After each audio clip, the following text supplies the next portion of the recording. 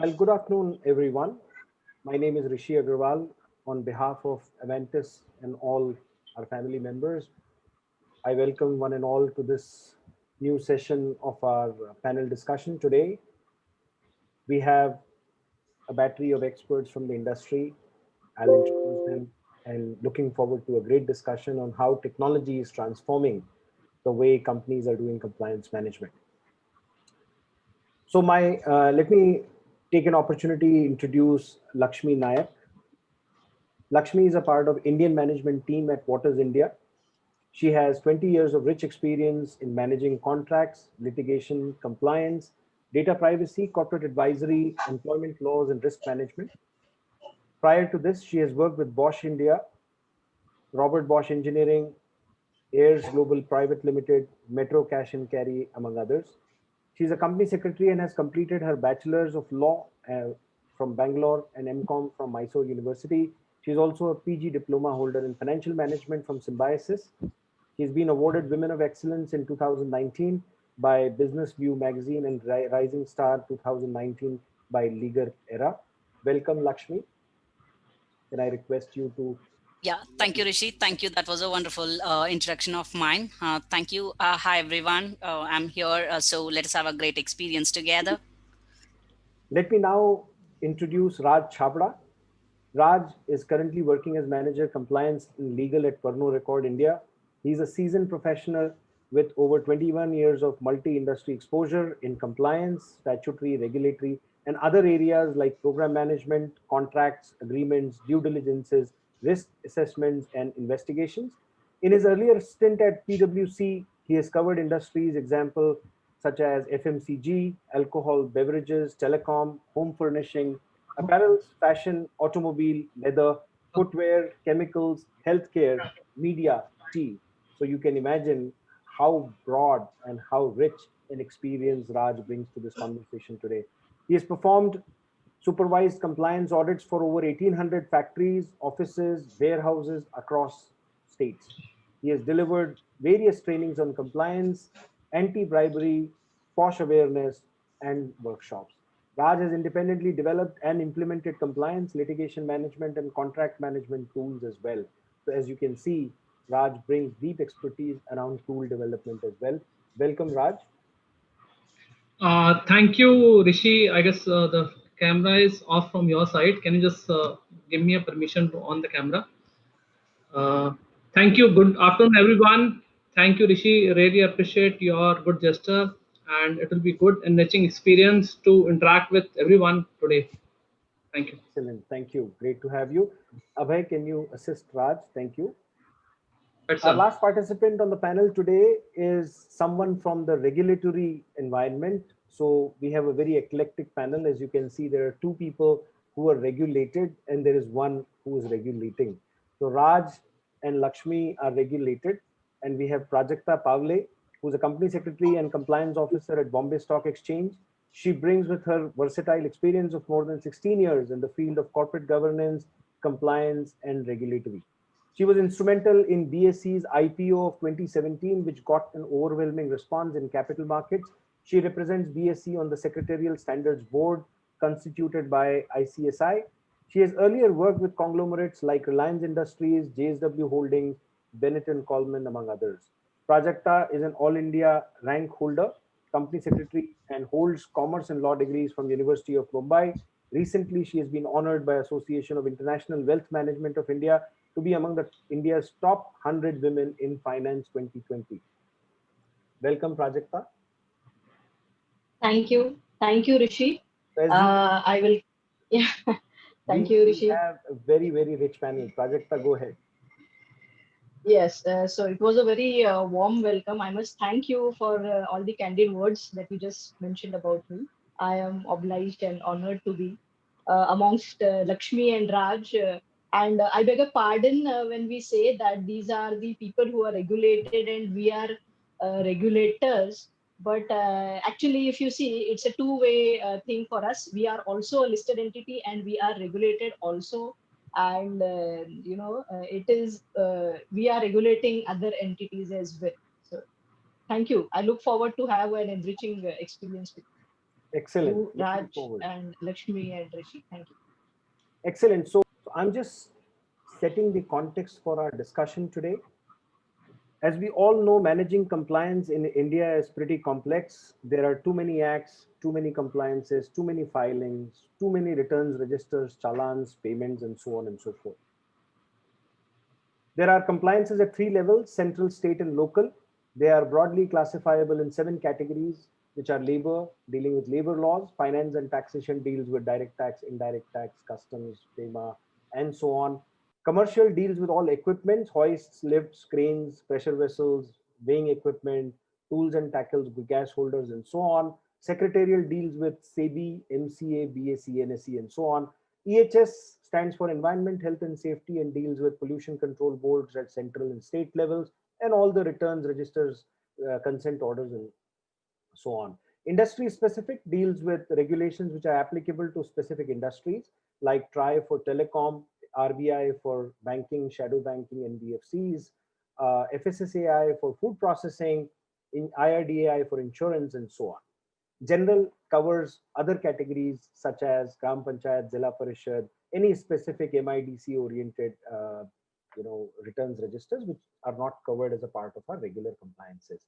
Compliances are at three levels: time-based, event-based, and checklistic. As you can see, this translates into a lot of different kinds of compliances in India, such as licenses, registrations, permissions, consent orders, returns, registers, challans, displays, payments, exemptions, remittances, notices, and so on. And this is not even a comprehensive list. In addition to that, there are a number of procedures, including safety committees, their appointments, reconstitutions, various kinds of operations, and so on and so forth as well. If you look at the compliance complexity of India, the country deals with about 1,536 acts, 69,233 compliances, leading to about 6,618 filings across central and state governments. This is just a heat map with respect to number of compliances, acts, and filings across various state governments. Some of this data is available on our websites in public forums, just in case you're interested. A tabular view of the same data. So with this, let me set the context of our discussion today. It's very clear that law of the land is complex. Managing compliances is not easy. And it's very, very important to stay on top of compliances. The cost of poor compliances has gone up. Cost of compliance has gone up. Small misses, delays can create problems. So let me start with Lakshmi. Lakshmi, the first question is for you. In your opinion, what are some of the key compliance challenges for a company like yours? I request you to draw upon your experience, talk to our audience about what are the challenges that you face across managing compliances in these 7 broad categories, 3 types, 3 levels, leading to law of the land, and what has your experience been on this subject? Thanks, Ajay. Thanks for that. So compliance is a wide bracket, right? You clearly explained like what are the types of compliances and what is that, like, time bound or checklist bound or statutory, the regulatory ones, and what are those. So it's a very wide thing. So like if I have to say what are the key challenges, there are so many challenges, right? From if you take the industry leaders talks about like too much of digitization, too much of compliance part of it, and when it comes to costing, as you rightly said, like it's very difficult. And when I have to talk about the challenges, it is like according to the one of the survey by Deloitte, if you look at the numbers and the figures, there are 5 major challenges which we can see in any type of industry, which is common everywhere. It's a regulatory pressure, the very first thing, because if you have seen in the new normal where we are in a situation of COVID-19, there is so much of regulatory changes which is happening, which we have to get accustomed, and we have to comply with the regulatory obligations, whatever they put on us. So there is a lot of regulatory pressure, which goes about 21.9% across globe, right? And then the second thing would come as a emerging technology. So what is the tools and techniques you have to, so that you can enable or so that you can discharge your compliance work. So this goes to some 13% of the global trend, when it is a emerging technology, because every day in day out we are seeing changes in the technology, so we have to adapt to the changes.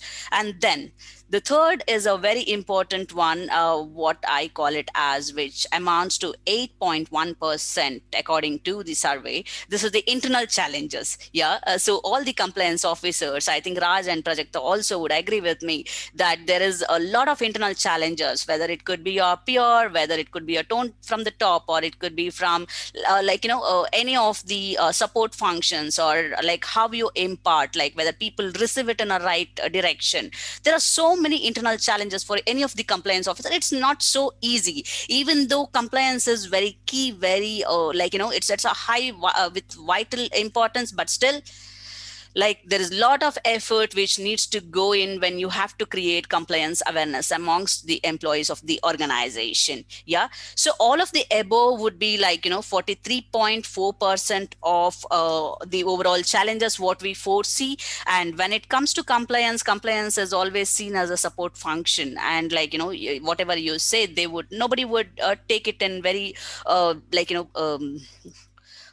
manner. They have to actually take it. Compliance, though it is not a new word to everyone, but again, like if you look at the industries, they are struggling to come up with compliances. It could be with respect to the regulatory, it could be with respect to the ABAC, or it could be anything. When you talk about the compliance, we are literally struggling to create the awareness and to implement. Because if you see, if you ask me, I have three perspectives on this. Basically, there has to be three variants in this, that is tone from the top, and the middle management execution, and bottom up approach. So all these three categories would boil down to making a organization compliant with all the aspects of wherever you see. So bringing in these, we would need a lot of enablers. So what is this enablers? We need to brainstorm ourselves what could be these enablers, so that we can come up overcome with the challenges. Excellent. Well, thank you so much for some of those insights. Raj, let me bring you into the conversation. You've been instrumental in keeping your organization compliant, which works across almost all the states in the country, is in a highly regulated business. What are the compliance challenges from your perspective? What keeps you awake at night? What bothers you every day? What you're most scared of from a compliance perspective? Raj, you're on mute.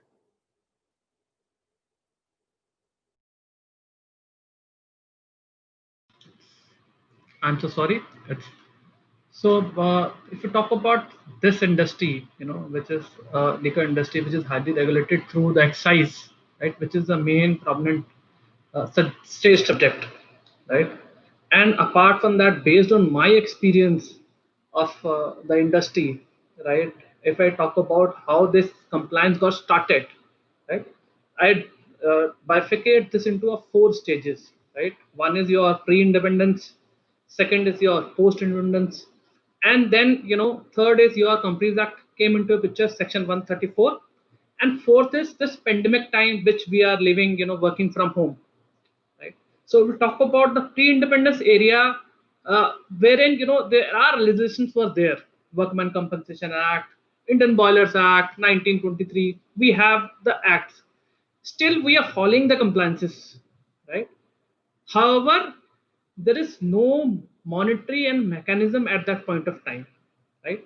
Now comes to the post-independence, wherein you find there are lots of acts being regulated by the government. One of the mother of the all act is your Factories Act, which gives you have to define that you are occupier who has the ultimate control over the affairs of the company. Section 2 definition, right? You have to appoint a manager, right?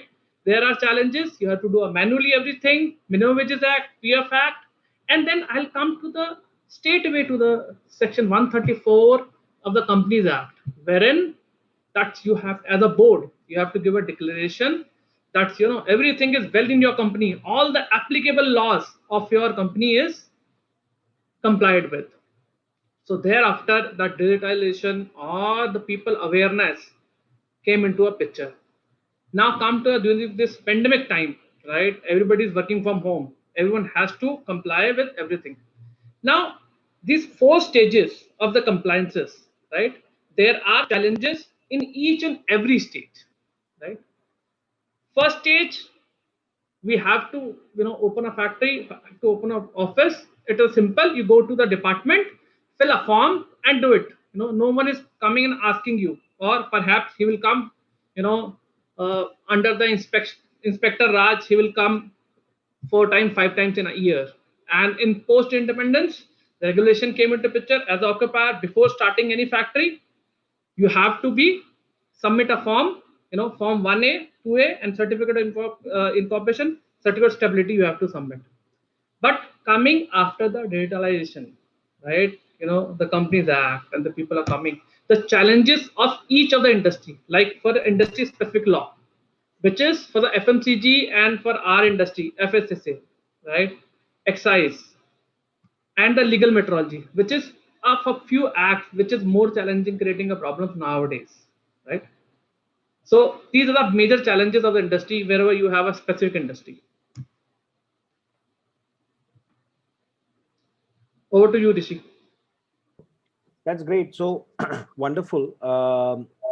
Great perspective, Raj. Thanks for bringing in the element of historical pre-colonial times and how some of these acts were set at that time. Now we have Prajakta here today with us. Prajakta, let me bring you into the conversation where over the years you have seen how regulators have evolved. You've been with BSE for quite some time. While the compliance environment has evolved, so has the regulators. They have been changing the way they are enforcing, creating laws, legislating these, enforcing these, and so on. Why don't you share your perspective on how these challenges have changed, what has happened in the last few years, and where do these regulators stand, particularly your regulator, which is BSE? Yeah. So now, if we talk about compliance, as Raj rightly mentioned, it's pre-independence era. So there have been regulators in existence since long. Like before the Ministry of Corporate Affairs, there was a Department of Company Law Board was there, Department of Corporate Affairs were there. Whatever the names would be, these are the regulators which actually monitor more set of companies, be it listed or unlisted. Talking of BSE, BSE has been in this regulation business, I should say, since 1875. It is Asia's one of the oldest stock exchanges, you must be aware. So it's been since then that BSE has been regulating these corporates. And, the earlier days of BSE, I'm sure most of you must have seen the recent Scam 92, which has come up, which is the pre-digitization era, where we have seen scams happening, people misusing the authority, and there being blame games in the play, which make, of course, the web series more exciting and thrilling to watch. But I'm sure there were difficult times for the army sitting in BSE at that point of time. So, and there were lot many regional exchanges at that point of time. Everything was paperwork. There was no e-IPO. Like now, if we have to submit or invest in an entity, we would just go to ICICI Direct or HDFC account, and just on a click of a button, you could transfer amounts and invest. But then that time it was, the physical copies used to come out, and they used to sell only at specific newspaper slots, or people used to, crowd up near the stock exchanges. The fort area used to be, fully crowded with a hustle and bustle there. And you go there and snatch a copy. People used to sell it in black also, these application forms. And that time, if I'm not wrong, I'm sure there would be an army of people sitting at the exchange level to manage all those things and let it happen. And that point of time, the time taken for all these corporate actions were also longish. So not, I mean, I will not go to that era of 90s, but even in 2000 till 2010 or 11, I can say that everything was physical. The corporates were expected that, whenever there is any material information which they want to, disseminate amongst the stakeholders, it was expected that they send someone with a hand delivery to the exchange. The exchange receives it. There used to be a round stamp, time stamp given as an acknowledgement. And often these documents used to pile up in the dispatch department internally at the exchange level. And then maybe the next day, those were picked up by the people, officials working on those things and then act on it. And maybe, a time lag of 20 to 24 hours was, we can say it was gone. But those were the challenges in those times. But now if you see, everything is easy. You just have, there's a two-factor authentication given. Companies can just log in. They have a OTP system given, and once you put it, it is seamless. It goes within seconds. So minimum 1 second to a maximum 8 seconds is what I can say, within which the market gets to know. So earlier, bonus aa raha hai, dividend aa raha hai, and all these things, there used to be rumors around. People used to trade on the basis of that. And it used to be different. It's not so this thing now, because it's tight. Once it is received at the exchange level, it is disseminated. So technology has actually evolved, and it is still growing. It is still in the growing this thing. And not only monitoring of these compliances, I would say, even the surveillance. So if in those days, if there was some price rigging happening based on some insider information, or someone playing with the prices of the stocks, uh, might have been a little difficult, challenges situation that point of time. But today it is all system driven. There are tools, compliance tools, which give in a real time basis what is happening in the market, and how at what level it is happening, at a broker level or at the client level. So it's, I think, technology. And even I should say, even ministry, since 2005 or 6, they have Ministry of Corporate Affairs has brought in these e-filing. The e-forms have come in, so you are no longer required to stand in the longish queues to file your annual returns, your annual reports, and so on and so forth. So I think it has become enabler. And I think what corporates also need to do is, we need to stand up to that, and we need to own it up, that yes, it is for our betterment. And I agree what Lakshmi mentioned about the cost factor of it, about the internal green flag that we wish as a compliance officer to have. We wish, but then I think that these are the challenges everyone will have to face. And compared to the pros, I think, compared to the image building that would happen, and the kind of the culture that would inculcate once you are a compliant entity, would be itself a motivating factor for the all the stakeholders in the corporate, be it the investors or be it your own employees. So,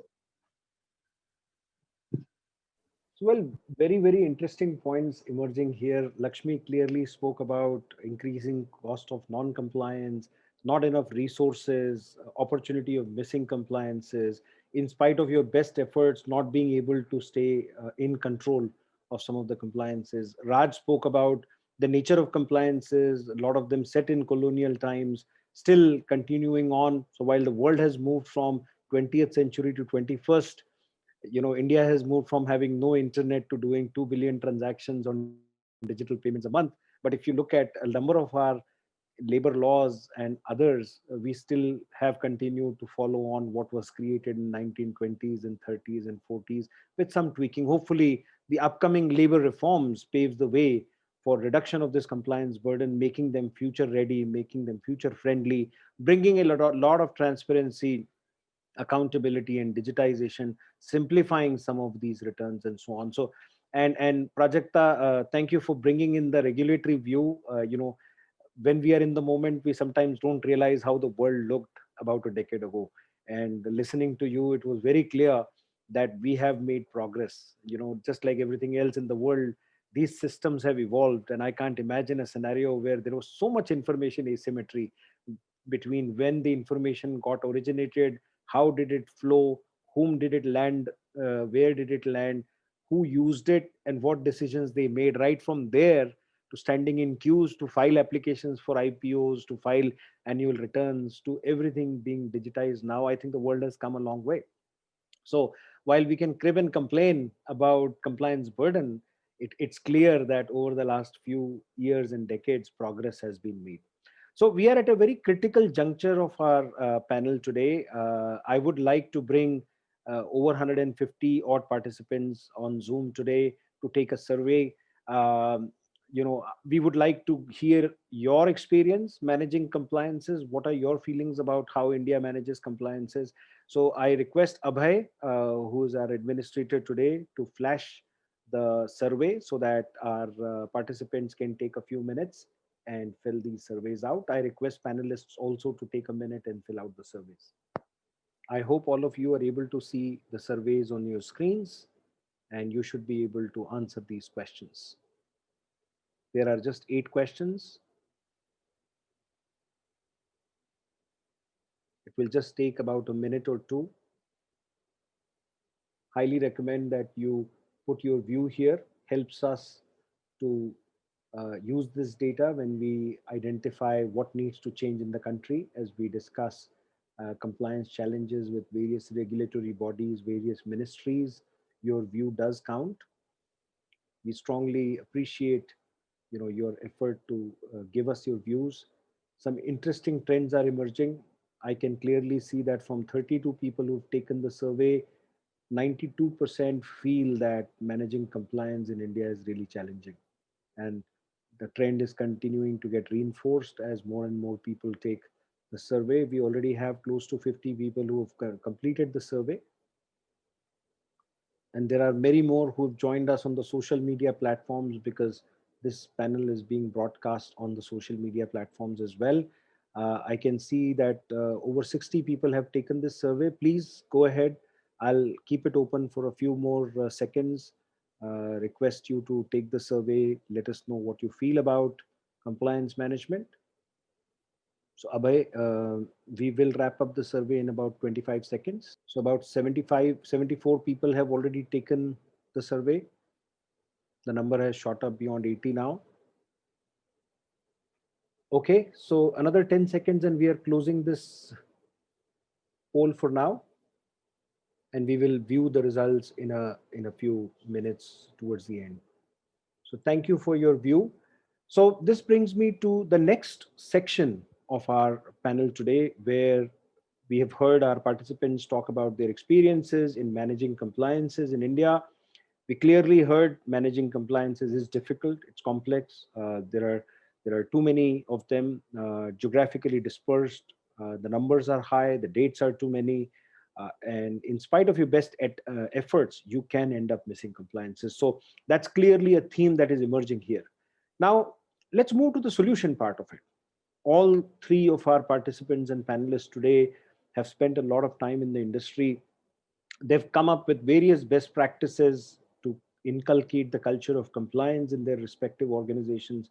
They may have deployed technology tools either in the current organization, or they may have used these tools in the past. 21st century is known for digitization. COVID, while it may have taken a humanitarian toll on the mankind, however, it has amplified the trend of digitization. Companies that have gone digital in the past in their key business processes have shown a lot more resilience. They've responded faster, they have recovered faster. You can see the world of education has changed. The world of collaboration has changed. About 2 years ago, we may not have thought about doing as many Zoom meetings as we do today. In the last 5 years, the way we hail cabs using some of the app aggregators, the way we order food, the way we educate our kids with online platforms has all changed. Guess what? The world of compliance is also changing. Compliance officers are equipped today with more tools than they were about 10 years ago. They are seeing the benefits of this. Some of us in the audience may not know that India has a fluid regulatory environment. Our regulations change about 3,000 times a year. These regulations and changes are published on 2,233 websites around the country. There are no subscription-based alert mechanisms which can tell you what is relevant to you and what has changed from before. Staying on top of your compliances means that a compliance officer not only has to comply with the law of the land, it also has to make sure that they monitor the regulatory landscape. App and web-based products have changed the way compliance officers work. So now we move to the second round of our discussion.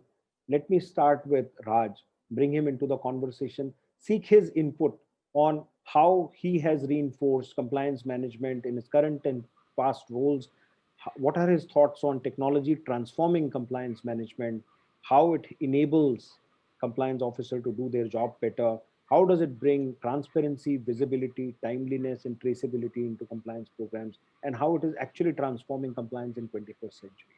Raj?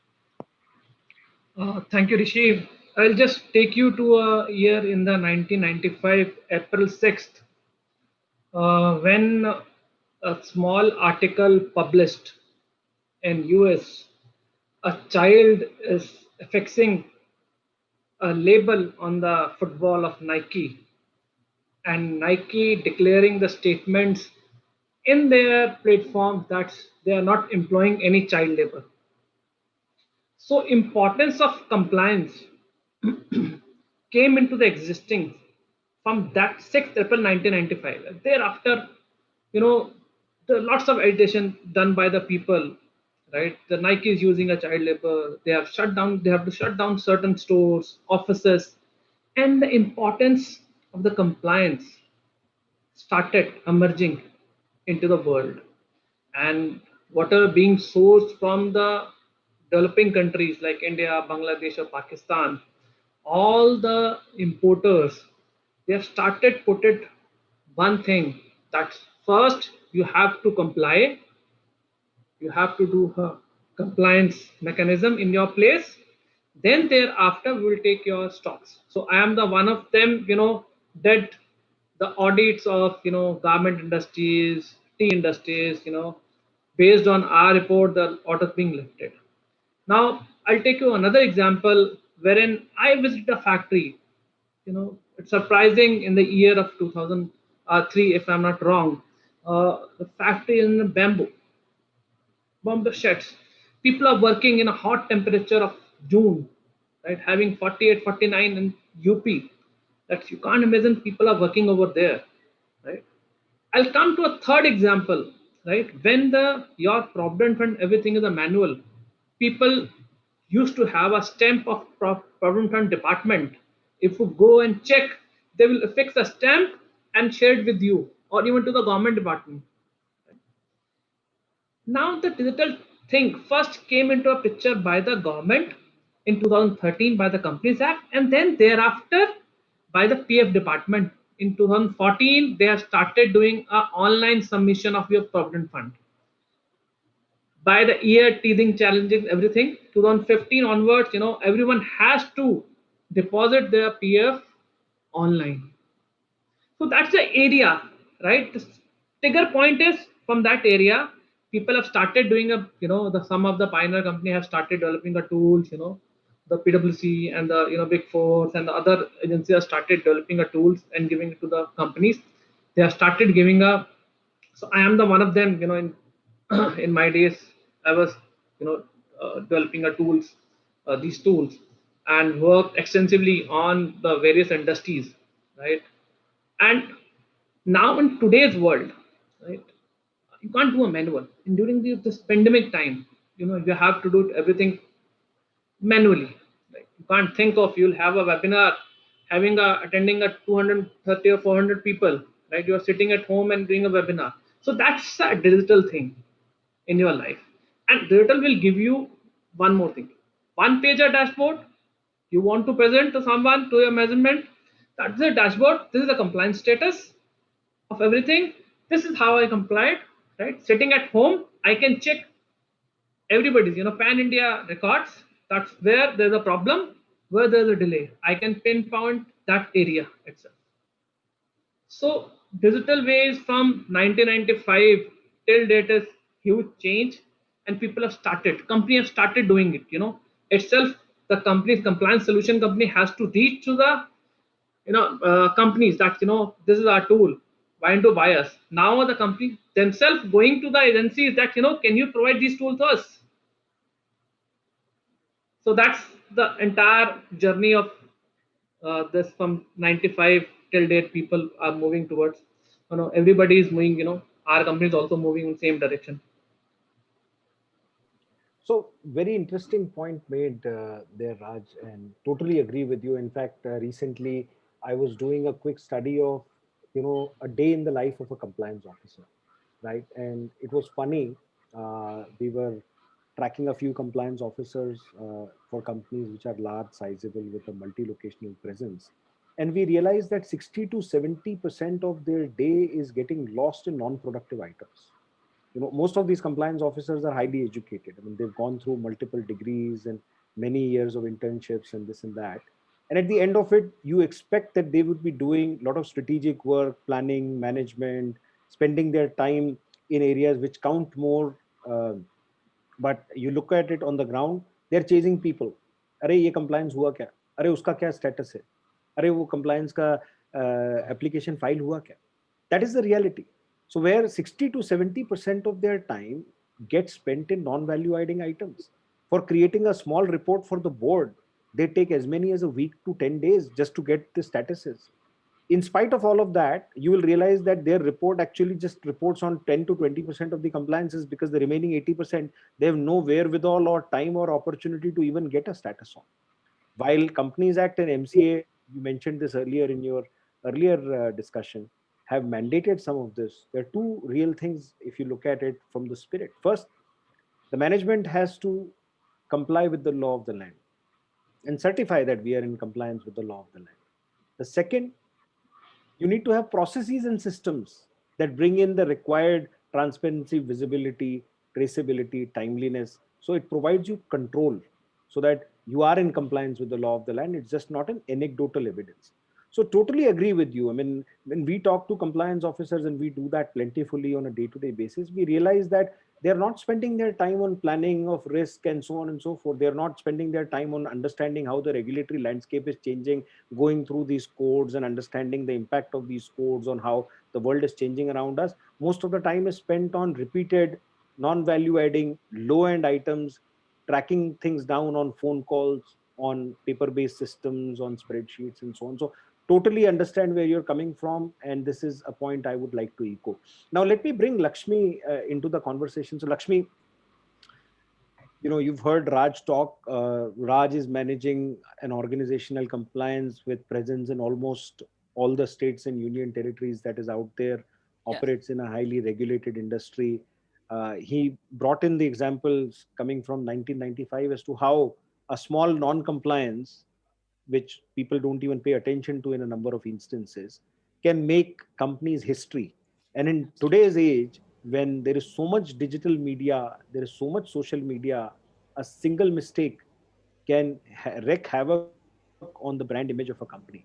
So bringing you in, want to understand your view on how you think about digitization, what can help, what can change, how transformation of compliance can happen, how 21st century compliance needs to be managed differently from how things were being done in 20th century. Right. Rishi, it is a if you look at the so much of surveys which happens through McKinsey, Deloitte, and PwC, you will get to learn that if there is a end-to-end solution, a cost function, transformation, which is done by any of the company with respect to the compliances, whether it could be regulatory or whether it is any of the law related. So any company can reduce the risk by 20%, so that there will be appropriate transparency, accountability, and responsibility. So for any of the companies to do this, yes, as you rightly said, there has to be some sort of digitization. And if we as Raj rightly introduced us pre and post historic stages of digitization or the compliance matters. So if you look at digitization is not a new word per se, right? So if we are thinking that digitization has just come today because of the COVID, it's come. No, actually it's not, right? If I have to connect here as a if I give a touch of a humor here, most of the companies who are we were used to do it this way and never we had any issues. So they were thinking like this, and they were always thought okay, our company digitization, it's a long way to go. We cannot think in the coming years. That's what the perception was when you're sitting in a boardroom or a meeting room, right? But as soon as the COVID came and everything became a new normal in this era, so everything we are doing digitization. Every kid or every old person or any working professional, anybody in this whole world is heavily banking on the data and the digitization, right? So having said that, yes, digitization is not the new concept, but yes, how, like, somewhere it got buried is what I must tell. But yes, now it is picking up, now it is coming back, because we have to do it. If you talk about the compliances, as rightly said by Prajakta and Raj, if you see companies act for the era of COVID-19, like there were a lot of compliances which they brought in past 3 to 4 months, right, wherein we had to regulate, wherein we had to file, and they gave some extensions, they gave that leverage, but they said you have to do it, you sit at your place and do ensure that there is a compliance. And as you rightly said, yes, any of the non-compliances, be it with respect to Companies Act, be it the Labor Act, or be it any of the other environmental or any of the acts, if there is a single non-compliance, yes, it is directly costing to the director's liability, and the company will completely shatter, right? And as we have seen so many examples in the history, that the brand name once goes, it's really gone, right? So now, having said that, what is this we can think about how we can bring in compliance in this digital era. So if you ask me, I would categorize it into waves. I would call it as a wave. So one is the transformation of the process. What is that you're going to do? Process policies. It could be internal, it could be external, taking the regulatory as an example, and one is the internal. And then the second thing which would come in today's era, if we are talking about, it is all about IoT and AI, right? So AI and IoT is thinking with a broader vision. So if we are talking about digitization on one part and IoT and AI with like giving the calculation or giving any of the information what we are seeking, it's taking that digital transformation long way. If I have to connect that to the compliance, what is that I can think about? For example, if my organization is going to hire one of the business partner, I might call it him as a customer, wherein he's taking a credit from me. I would like to know what is his credit worthiness stands for, right? So I would like to know where does he stand. So how can I find? I can't go ahead with the external lawyer who takes his own time, or I cannot carry the due diligence, which might take its sweet time of 15 days, 1 week, or a month even. So if I have a proper digitization which throws me a compliance report from both what is there, what is that he has been registered in the MCA or any of the other regulators, I will get the report like this, like what is his financial status, what is his compliance, whether is there any illegal cases against him, whether he is debarred, whether he is a blacklisted customer, what is his credibility. I will get to know everything in the facts, and it's in the fingertips, right? So because of which I can directly go ahead and announce it to the management team, saying that yes, you are good to go with this customer, go ahead, do the business partner, do you want to do the joint venture, please go ahead and do it. So it's very easy for a compliance officer or a legal officer to go and advise the management when you're called on the table, because getting head on table for compliance and legal on the management group is a very difficult task, because they always think you as a blocker. The moment you open your mouth, it's a like no, clear no for the business. So they would not even approach you. In this era,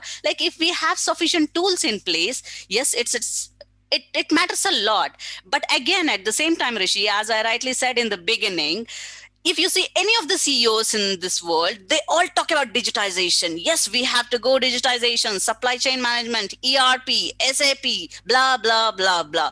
But they never think about the compliance and legal, which is a very crucial task, right? It is very crucial, because if legally we are not compliant, we cannot sustain in business. If a business has to grow, we have to be legally compliant. So they have to enable legal and compliance team to get our tools so that we can get on to the act and throw the report. As rightly said by Raj, yes, we can. It's just a dashboard. Management wants some report. These are the compliances. These are the non-compliances. Do the gap analysis, fix it. So this is what it enables us, right? So but whenever a CEO or any of the organizations MD talks about it, they talks about only the sales, supply chain, and stuff like that. Legal and compliance doesn't even come and sit on the panel, right? So but if you ask me, I think the managers or the CEOs probably when they think about growing the organization, they have to enable this compliance and legal team with the sophisticated tools wherein it can throw the report like anything, no man's words, just pull it, give the report. It's useful for them also. So ideally speaking, as I rightly said in the beginning, tone from the top would really matter to this. And again, the culture of the organization, we have to ensure that we fit in there. So it's just very challenging in it. But if you ask, I think compliance manager, I think Prajakta and Raj also would agree with me, how much ever we fight, we really enjoy the fight with the management to bring in the compliance, and we literally enjoy, and we ensure that our point is made there. Oh, some very interesting points here, Lakshmi, and I think if you look at it from a management point of view, anything that affects the top line or the bottom line comes first, right? Exactly. So I don't blame them for having invested in ERPs, in CRMs, because they're very close to revenue. Once that portion is digitized, they start thinking about how do I manage my costs. Once that is done, they start thinking about how do I manage my risks. So I think in the digital journey, which if you look at India, India started, corporate India or India Incorporated embarked on technology investment sometime in early 90s. And the first couple of decades, majority of the time was spent in implementing ERPs, implementing CRM systems. After that came payroll systems.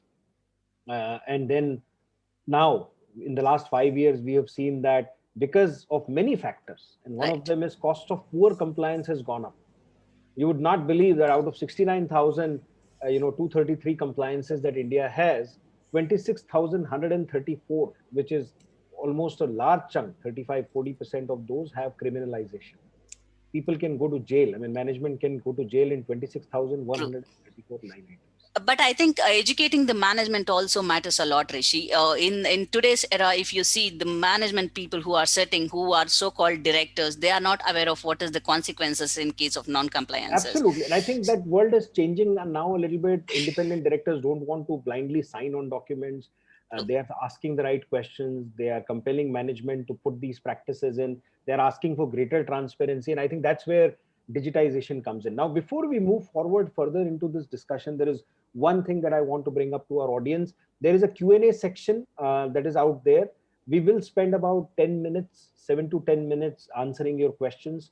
Please direct your questions to specific panel members. We have a very rich panel today. So please use this opportunity in case you have specific thoughts, specific questions that you would like a given panelist to answer. Please use the Q&A section. Once I have brought Prajakta in, right after that, we will begin our Q&A. So Prajakta, I want to bring you in at this point.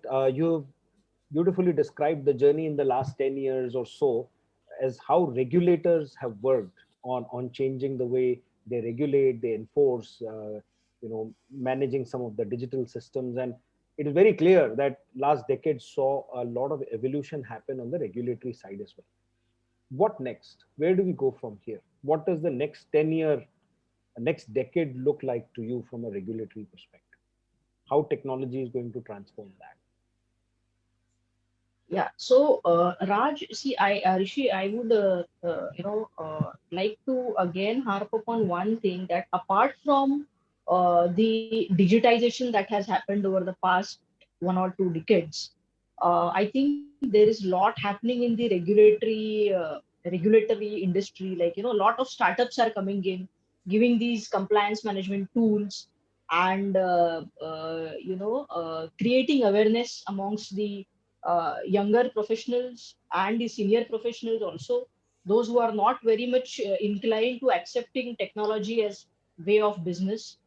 So I have seen, just an analogy I could draw is that, of course, my grandfather used to carry a wallet, and he used to have paper currency in his wallet. And when he had to buy me something, he used to pay from the wallet and get things. Okay. However, if you see now, so that wallet he used to buy, say for whatever amount he used to buy that wallet, there was a cost to keeping the physical currency in his pocket, and he used to buy. Now, if you see the digital transformation that has happened, you see on our App Store or the Android Play Store, you see there are ample apps which are given free of cost. you could save your money in that. You could use it. The same thing my grandfather, if had he been here, he would have bought the same things without buying a wallet and without spending any money on the wallet per se. Of course, there also, that time also, there was a risk that someone would snatch away the wallet, and there would be a theft, which applies now also. There are RBI still struggling managing all these apps, be it Google Pay, Paytm, or MobiQuick, or all these Phone Pay and these things.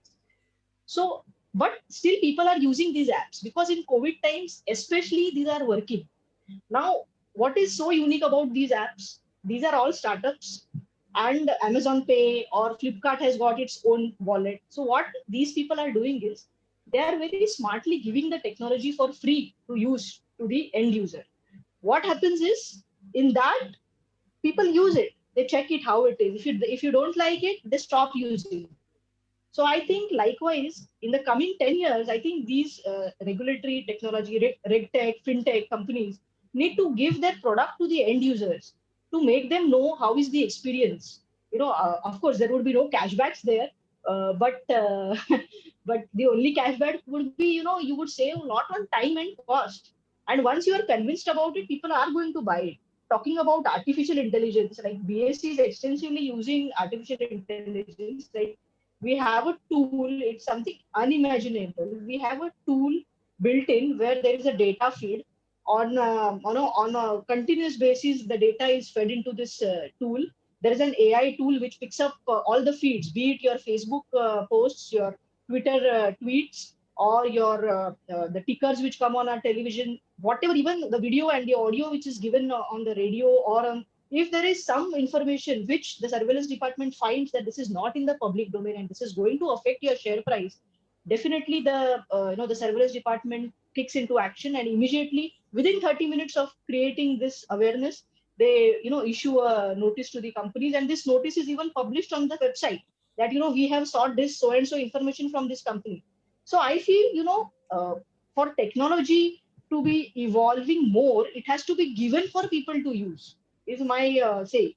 And then the compliance officers will not have a chance to complain about the cost factor or the time factor. So I think it is high time that we and these kinds of tools, like you just mentioned, Rishi, that people spend more time on the regular things that are supposed to, the routine matters that are supposed to do, which will just go away when you have these systems, because machine learning has become so much used to now in this scenario that you can't be expected to do that. I mean, gone are the days when one would expect that I will have to fill in a form. Even account opening happens over a click of a button on internet.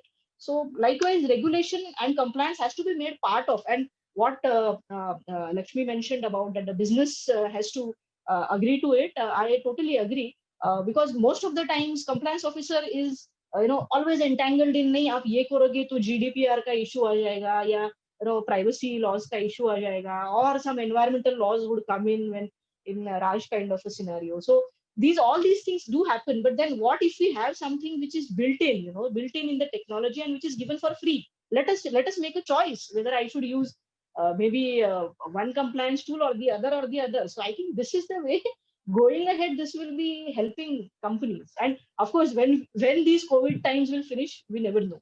We don't know how long will this work from home continue. So by the way, totally agree with you on the concept of making some of these tools available for free. Avantis, in fact, we have developed, extensive apps. One of them is called Rulesbook. This is for our audience as well. Please feel free to download Rulesbook app from App Store and Play Store and configure it, personalize it. It takes under 2 minutes to personalize it, and you can stay on top of all the regulatory changes across the law of the land between central, state, and local laws by categories, the 7 categories that we discussed, totally free of cost. So the digital journey can begin right now. I mean, you don't have to wait to make investments of money. You can start your digital journey right away. So just to mention one more thing, Rishi, even BSc has been giving all these files. So BSc has multifarious objectives. One is for the market participation. Of course, the shareholders, the client, the listed entities, the shareholders per se, and the brokers. The brokers also need to have the tools, the trading tools for trading on the exchange, which are all given for free by BSE. So, Sure. what happens is the interface helps. It helps people.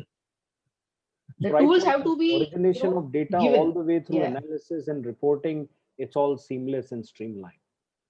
Excellent. Well, we are only about 5-6 minutes left into the conversation. A couple of things. We have about 6 questions already. Some of them are directed to specific panelists. So I do request panelists to look at the questions and whoever would like to take those questions. So there is a question coming from Kannan, directed at Lakshmi. Can you please narrate how digitization has helped your organization to handle compliances differently as it is the work? You're on mute. Sorry, I was on mute. Kannan, if I have to answer your questions, the organization whichever I have worked on till now, it has most of like inbuilt in-house technology which has been used. Okay, so be it compliance or be it any of the regulatory ones or the time bound or anything with respect to compliance. When I say compliance as a overall finance or HR or any of the companies law related or the labor laws. So wherever I have worked, most of the companies use the in-house platforms. Yes, if I have to say like in which areas it has helped in all the areas, if I have to say. And yes, I vouch or I vote for the digitization because it makes life easier, as rightly pointed by Rishi and Prajakta, sitting for longer hours and making the reports. What does it cost? Like you end up like straining yourself, time bond, energy bond. So if there is a tool in place, all that you have to do is everything will be recorded there. You have to pull out the report from the dashboard, provide it to the management whenever there is a meeting or any authority comes at your door, knocks your door for any of the non-compliances due to some due to because of some mistake in their reporting or anything like that. You can always take out those reports and show it to them. Look, here is what we have complied. You need not take out the files and go to the particular receipts or any of the papers or the acknowledgement, instead of which you can directly go to the tool, pull the report, show it to them, so that even the authorities will be happy and they would leave as is. So I would say yes, it has helped.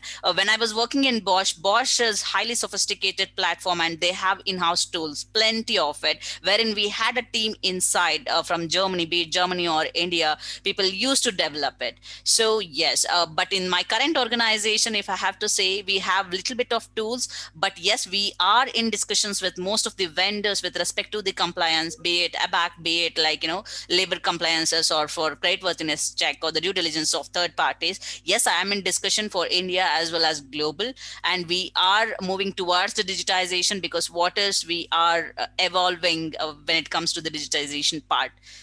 Sure. So our next question is how to choose the compliance management company to go with. There are many players in the market. Maybe I can take that question.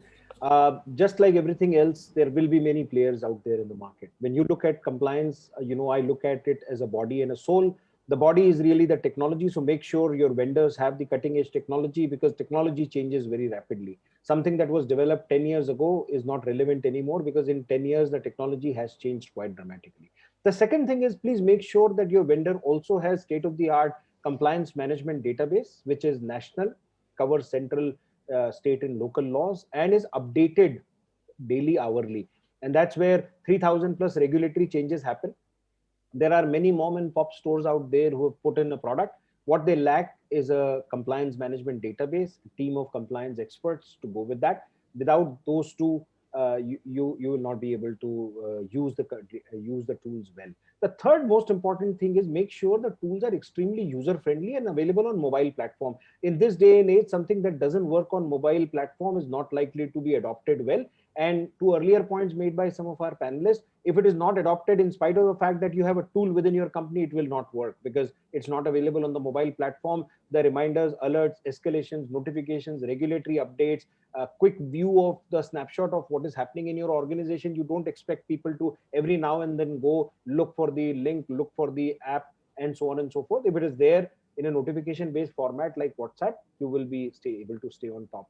Moving on, I know we have only a few more minutes. Prajakta, there is a question for you. Being a regulator, do you feel the number of compliances should be subsumed like labor codes?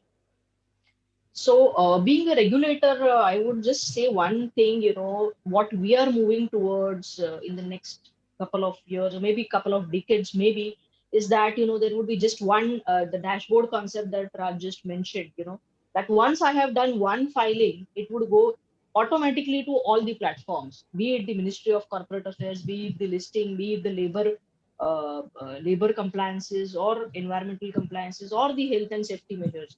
So there would be a time when all the compliance officers would be sitting at their homes, not at homes probably, in the offices soon, but people will have that seamless thing. What Lakshmi mentioned about that, how will I know whether a client? So the data will be available throughout for free, is what I see going ahead. This is how it will be subsumed, all the compliances. I think we're running out of time. Yeah, so we have another question as to how do we stay on top of regulatory updates. I just answered it in text, which is please visit www.avantis.co.in. National comprehensive personalized newsletters are available free of cost. You just have to subscribe and you can get it free. Similarly, you can download Rulesbook app as well. Now, there is a next question to Raj. Coming from liquor industry, a highly regulated one, do you feel India has a long way to go in EODB rank improvisation? See, recently there are 4 courts being came into the regulation: Court of Wages and Court of Social Security and Occupational Health and Safety, wherein lots of acts, Factories Act, which is 1948, minimum wage is 1948, was there, which is being clubbed into one act, right? And you have to submit a multiple returns. Now you have to submit a one return. So this way, ease of doing a business is day by day is improving, right? And see, I can understand it took a long time from 1948 to 2020 to merge certain acts. But probably in a days to come, once we have started clubbing the acts, our ease of doing will definitely increase in next couple of years. That's my view. In next couple of 2-3 years, that you will find that instead of having a plethora of acts, you will have a 4 to 5 acts. Right? So, There Raj, will be challenges for the Avantis and other companies, to again change their database, clubbing those acts. Raj, there is another question directed at you. Have the courts kept, pace with the changes on technology? With respect to this question, is if you talk about before pandemic time, right? We can't thought of having a court hearings through video conferencing. The courts have started doing a video conferencing. I'll share a lighter note also. The advocates, wearing a t-shirt and coming for the hearing, that the judges told them, that's you are in a hearing. It doesn't mean that you are having a video conferencing, but still have to be in a uniform and be in a present style.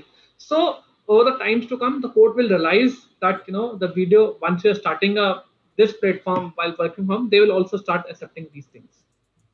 Sure. So we have a comment from someone who agrees that digitization will transform this whole thing, but they have made a concern here where uploading some of these documents on government platforms can be troubling, takes time, and so on. Absolutely, I think government is improving its technology investments as well. Yeah. Prajakta spoke extensively about the kind of technologies that Bombay Stock Exchange has been investing in, and the other government departments are no different. Technology is a journey, it's not a destination.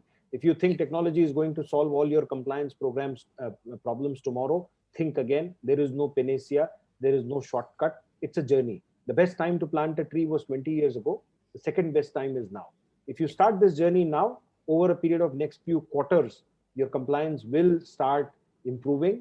And let me tell you, it will deteriorate before it improves, because for the first time, you will realize how many non-compliances have been there because you've started measuring now. So before it starts actually improving, non-compliances will be visible. Your management team will have to start reviewing these in your management meetings. People's compensation, their goals have to be linked to their compliance operations, because compliance is very important from a governance, risk and compliance perspective. So some of these things will have to be done. Now, Dr. Shantanu Rath from NHRD has made a question. His question is that large corporates can prioritize governance and compliance, whereas they can invest in technology platforms. What about MSMEs who don't have enough funds? Shantanu ji, thank you so much for joining in and asking this question. There are tools available for MSMEs. So as a company, Avantis has invested extensively, right from regulatory updates, which are made absolutely free for everybody. They can use that. Second, our labor platform, which creates 2,745 records of various kinds.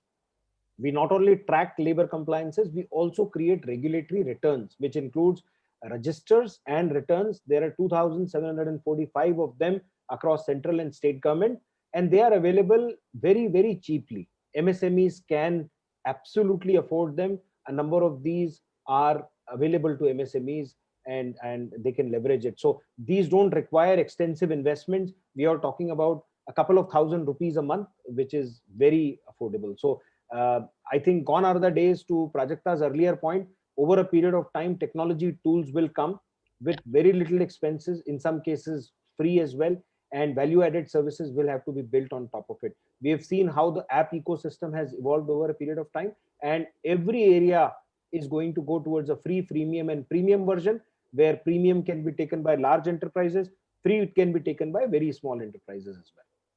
I think we have another question from Vishal Bhatt from BSc. I think that may be directed at Prajakta. What will be the impact of digitization on the job opportunities? Will it? What will be your message for the next generation who will opt for a career in compliance?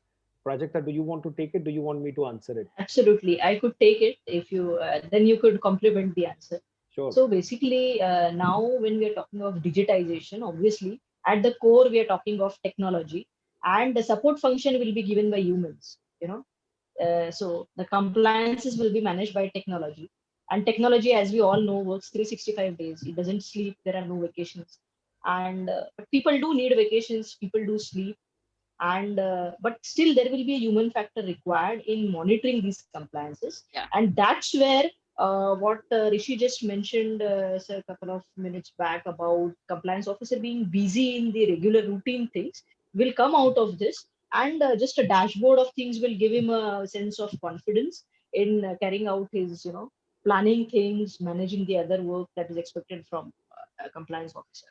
So Rishi, Vishal, you may want to my comment on that, in 80s, I don't know if you are old enough to know what was happening in India in 80s. Banks had to take permission to bring the first computer in, because there was a fear that computerization of banks will lead to job losses. Now, if you look at the history of technology in the last 30 years, there's a beautiful book Arun has written on this subject, and I'll not waste time in talking about the book right now. But technology has created more jobs than it has taken.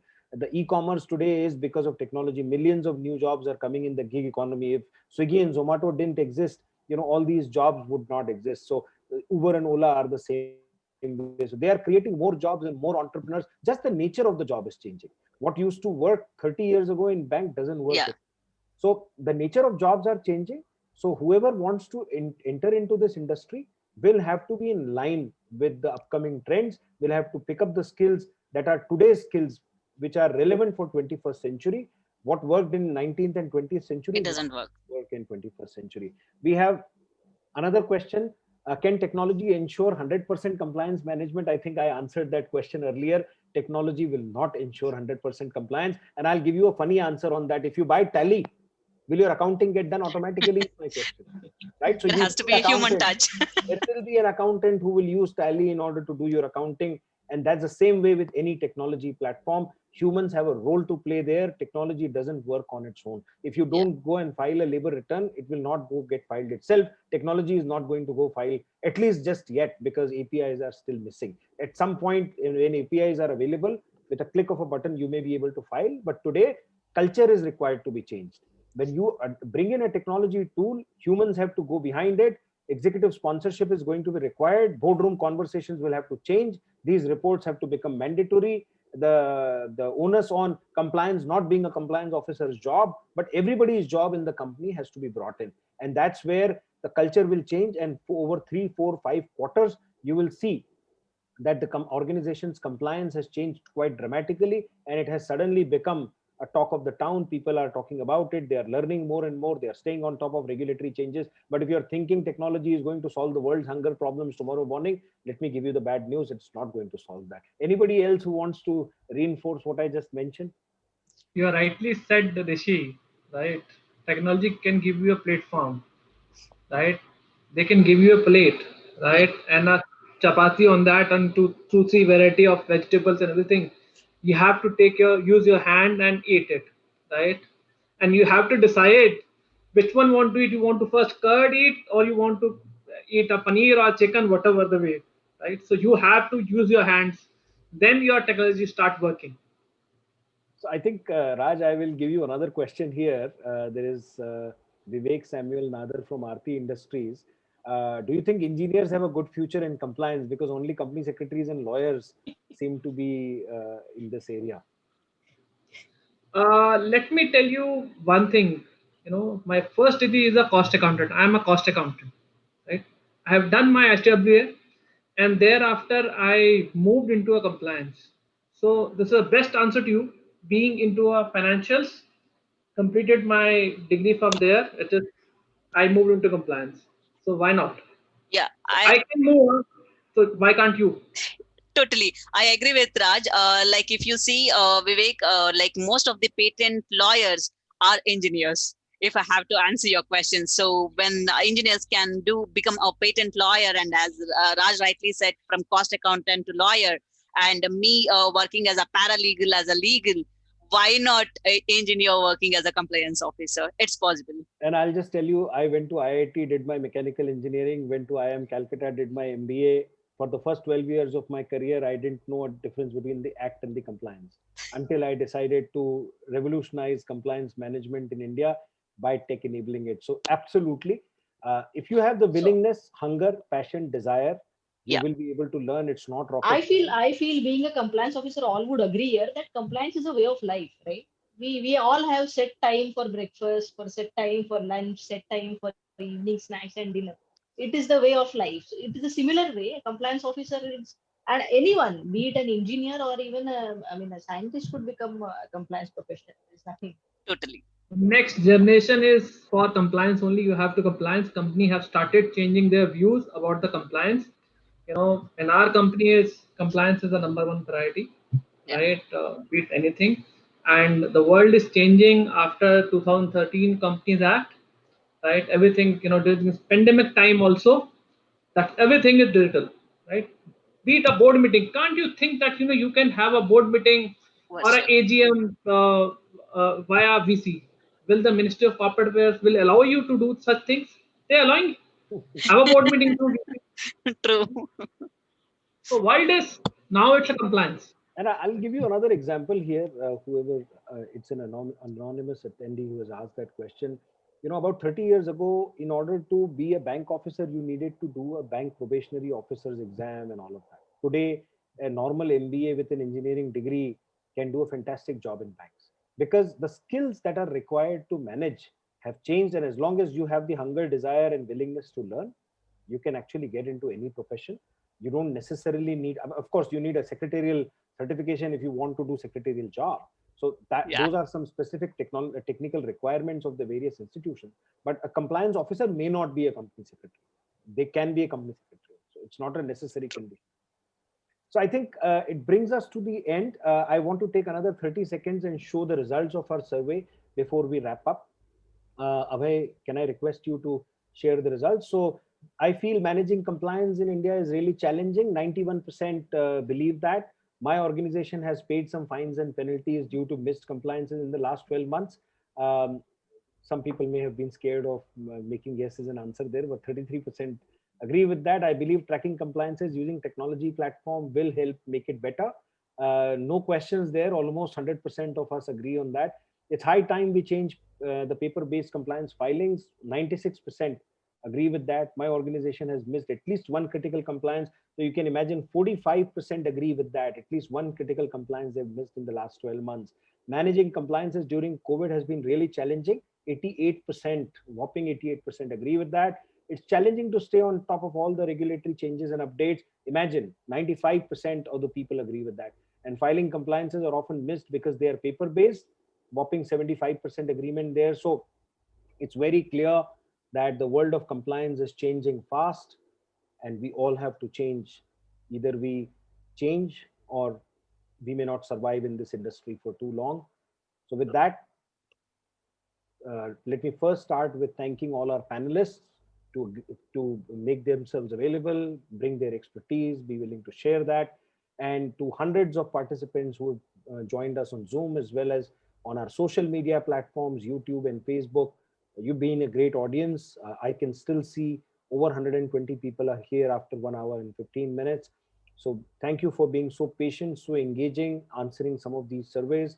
And just like in the past, we will continue to bring a battery of panelists who bring deep expertise from the industry so that we can all learn from them as to how they are doing things, talk about compliance more and more, learn from each other, strengthen this community so that over a period of time, our compliance as a country keeps improving. We become more mature, we minimize our penalties, we minimize the headaches instead of running from pillar to post and missing things, getting pulled into 20 different directions on a given day.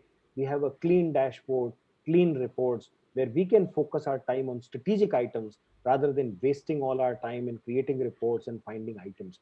So with that, let me wrap it up. Thank you, panelists, one more time. And thank you, audience, for being here. See you until next time.